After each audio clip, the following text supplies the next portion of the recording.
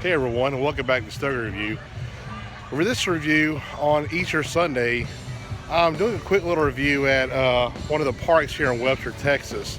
And that review is going to be on the Don Carlos Presidente.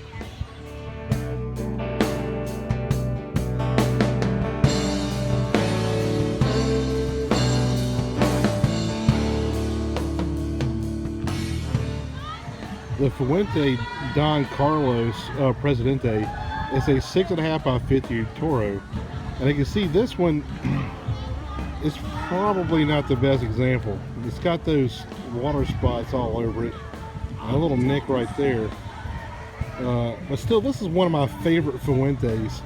It has the African Cameroon wrapper, and the binder filler are Dominican.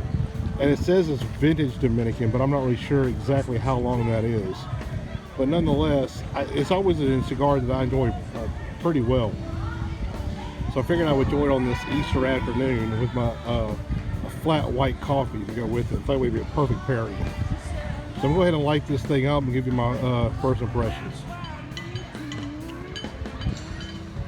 There, buddy. I finally got it lit up.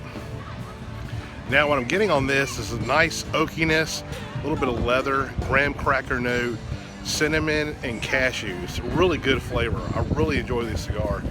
It's probably mild to medium in strength at the beginning of it, but it's really an outstanding smoke. One that I love smoking all the time. But I'm a big fan of African Cameroon wrapper.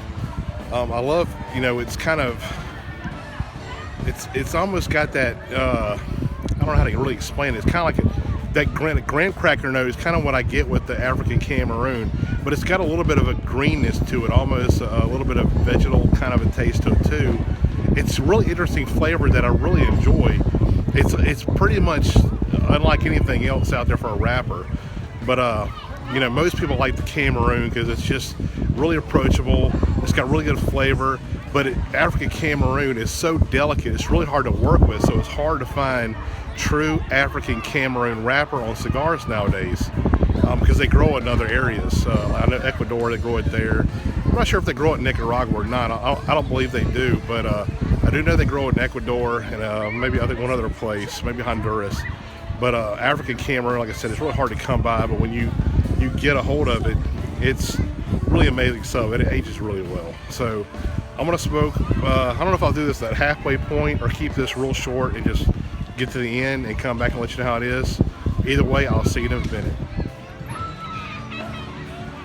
Everybody, I'm back. See, I'm about the end of the cigar now. It's been a really, really good cigar. Like I said, it's really pleasant. It's about, mild to medium. Throughout the cigar, pretty much the flavors stay the same.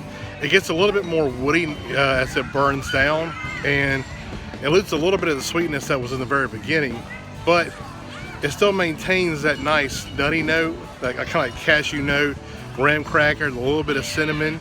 You get that. The cinnamon fades in the middle and kind of comes back a little bit more at the end, but overall, it's just a really outstanding cigar. One of my go-tos that I love to smoking a lot, and it's just, you always see it in the Cigar Aficionado's top 25 of the year. One of the, Don Carlos is somewhere in there. And it's a really outstanding cigar, just a staple of mine that will always be in my rotation. So on that note, I'll see you next time.